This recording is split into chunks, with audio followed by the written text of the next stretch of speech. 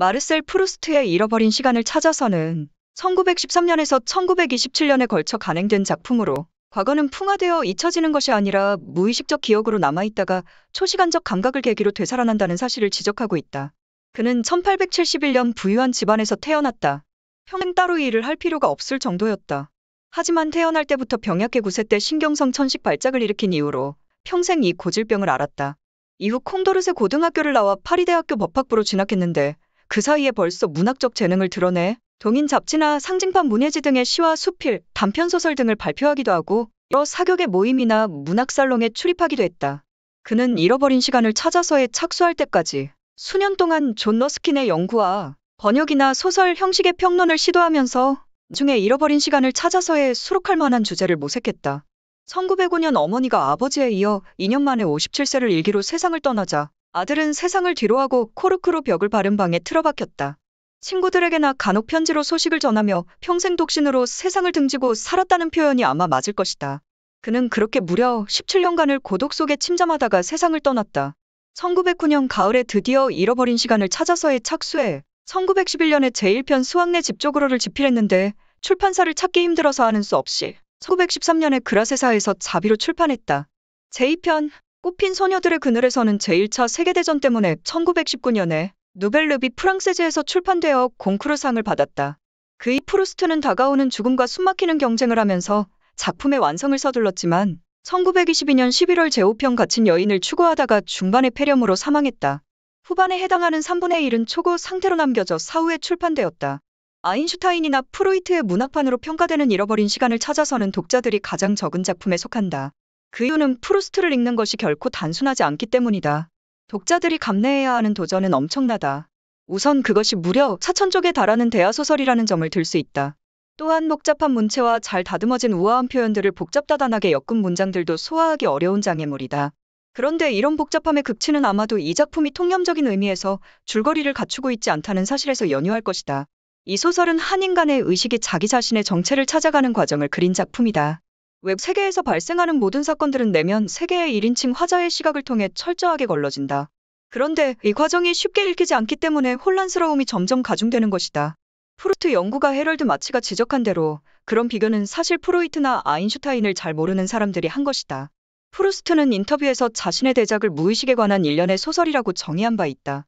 그러나 그것은 프로이트적인 의미에서 한 말이 아니었다. 프루스트는 하나의 아이디어를 놀라운 경지로부터 구현했다. 이것이 바로 무의지적 기억이라는 개념으로 파이 껍질을 맛보다가 또한 오래된 나무 계단의 냄새를 맡다가 갑자기 과거의 어떤 사건이나 경험은 물론 당시의 생생한 느낌과 생각까지 그 전체상을 떠올리는 것이다. 많은 사람들에게 프루스트의 통찰은 놀라울 정도로 강력한 것이었다. 그러나 과장이라는 사람도 있었다. 프루스트의 진정한 성취는 그런 기억을 구체화했다는 점이다. 그는 어린 시절의 강렬한 감정을 바로 불러낸다. 예를 들어 한 건 서두 조금 지나서 화자는 잠자리에 들기 전에 어머니가 입 맞춰주기를 얼마나 간절히 소망했는지를 묘사한다. 이렇게 시간을 앞뒤로 오가기 때문에 많은 사람들은 프루스트가 아인슈타인의 시간과 상대성에 관한 이론을 의식했다고 주장했다. 그런 프루스트를 프로이트와 연결시킬 수 있는 증거가 없는 것과 마찬가지로 아인슈타인과 연결시킬 수 있는 증거도 없다. 역시 헤럴드 마치의 조언대로 프루스트는 그 자체로 보아야 한다. 그렇게 볼 때 잃어버린 시간을 찾아서는 사라져가는 그리고 1차 대전과 더불어 완전히 없어진 프랑스 귀족 상류층의 삶에 대한 풍부하고도 꼼꼼한 모자이크로 다가온다. 프루스트는 그런 세계에 익숙해 있었다. 그의 편지를 보면 걸핏하면 공주 누구니 무슨 백작이니 무슨 후작이니 하는 이야기가 나온다. 등장인물들은 아름답게 묘사돼 있다. 프루스트는 놀라운 관찰력과 감미로운 산문의 재능을 타고났다. 길고 나른한 문장을 써내려가면서 중간중간에 종속절이 수도 없이 들어간다. 그러면서도 조밀한 단어의 장식들로 방향과 의미에 있어서 생생함과 명징함을 유지한다.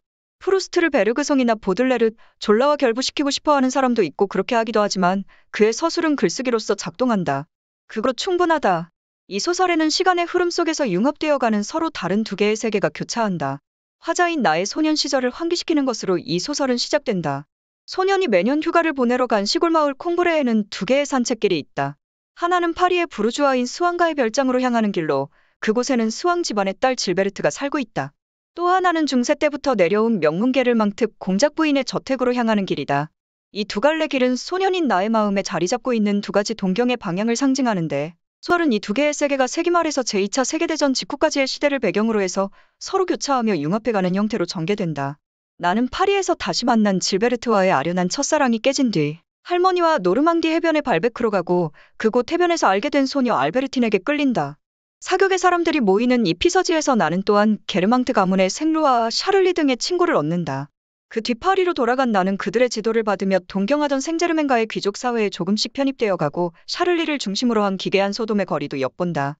한편 나는 발베크에서 만난 이후 알베르틴과의 교제가 깊어감에 따라 그녀가 고모라는 여자가 아닐까 하는 의심이 깊어져서 질투심에 사로잡힌 나머지 그녀를 자기 집에 가두어 놓고 진상을 알려고 하지만 결국 알베르틴의 가출과 죽음으로 지옥과 같은 동거 생활을 끝내게 된다.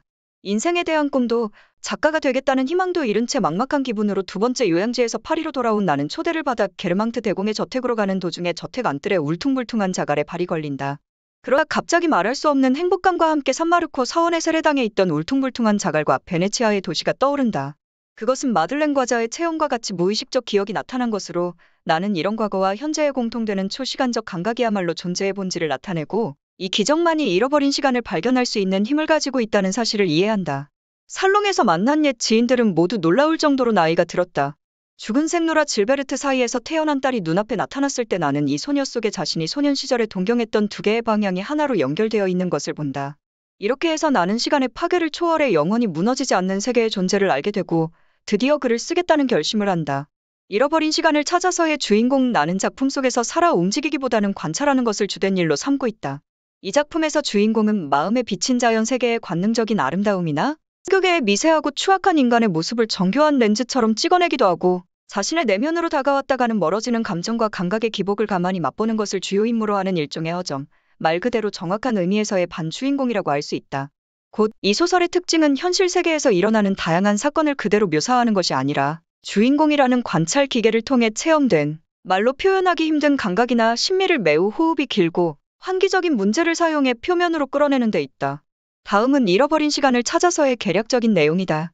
제1부 수완네 집 쪽으로 나 마르셀은 밤의 무의식인 기억의 소생에 의하여 과거의 추억에 잠기게 되었다. 소년시대를 보낸 고향에는 두 갈래 길이 있었다. 한 갈래는 수완네 집 쪽으로, 다른 갈래는 귀족 게르망트 가의 별장으로 통했다. 스완가의 아름다운 아가씨 질베르트를 향한 동경. 첫사랑의 추억. 제2부 꽃핀 소녀들의 그늘에서 피서지에서 게르망트가 아가씨들, 그 중에서도 알베틴과의 만남이 추억에 어려있는 것이다. 제3부 게르망트 가의 사람들. 우리는 게르망트가 파리 저택에 살면서 동경하던 귀족 사회에 드나들게 되었다. 게르망트 공작 부인을 향한 연정. 나를 찾아온 알베틴과의 키스와 사랑. 제4부 소돔과 고모라. 게 호의를 베풀던 샤를리스 남작은 남색가였다. 뿐만 아니라 연인 알베틴 역시 동성애의 여인이었다. 사랑의 허망감에 고뇌하고 질투하던 나는 돌연히 결혼을 결의하고 그녀를 독점했다. 제5부 갇힌 여인. 알베틴을 독점하여 동거 생활을 하던 도중에 나는 계속 질투와 의욕에 괴로워했다. 평화로움과 다툼 뒤에 권태가 찾아들고 무엇인가 채워지지 않는 허무감 속에 있을 때 갑자기 그녀는 가출해버린다. 제6부 자취 감춘 여인. 헤어지기를 원하고 있었는데도 그녀의 가출은 나를 괴롭게 했다. 뒤이어 알베틴이 말에서 떨어져 죽었다는 소식에 절망하지만 시간이 흐르자 망각으로 흘러가 버린다. 첫사랑의 질베르트는 개망 가의 귀공자와 결혼한다. 질베르트와의 만남을 통해 내가 그때 적극적이었다면 그녀와의 사랑이 가능했다는 사실을 알게 된다. 제1부 되찾은 시간. 결혼한 질베르트는 남편의 변태 성욕으로 괴로워한다. 나는 문학적 재능이 없는가 보다고 생각하며 괴로워한다. 제1차 세계대전이 터져 귀공자는 나가서 전사. 전쟁이 끝나고 게르망트 대공비의 연주회에 초청된 나는 그 입구에서 굴러 쓰러지며 베니스 성당의 바닥에서 느낀 감각을 생각해냈다. 그와 어울려 베니스의 모든 것이 내 마음에 되살아나며 나는 크나큰 환희에 쌓였다. 현재와 과거에 걸쳐 있는 시간을 초월한 영원한 존재. 나는 예술이 무엇이라는 사실을 깨닫고 분명한 자신을 가졌다. 10여 년의 삭막한 생각이 지나간 뒤에 관념은 관념을 부르고 드디어 그 계시를 얻은 뒤에 때의 중요한 역할을 인식하기에 이르렀다. 살롱에는 낯선 사람들이 모여들고 나는 질베르트가 낳은 딸에게 소개된다. 나는 다시 창작에 몰두할 것이라는 비장한 결의를 굳힌다. 끝으로 총평하면 작품이란 현실의 정직한 거울이 아니라 만화경처럼 생을 확산시키거나 망원경처럼 멀리 있는 한 점을 확대하기도 하면서 현실에 대한 새로운 시각을 열어주는 것이라는 생각은 이론과 더불어 현대 문학에 큰 영향을 주었다. 조이스와 함께 프루스트가 현대 문학의 시조라고 불리는 이유에는 언어의 이 마술적인 기능에 주목한 점이 크게 작용하고 있다. 사실 로브그리에 사르트, 비토르, 클로드 시몽 등의 작품은 프루스트를 빼고는 생각할 수 없다.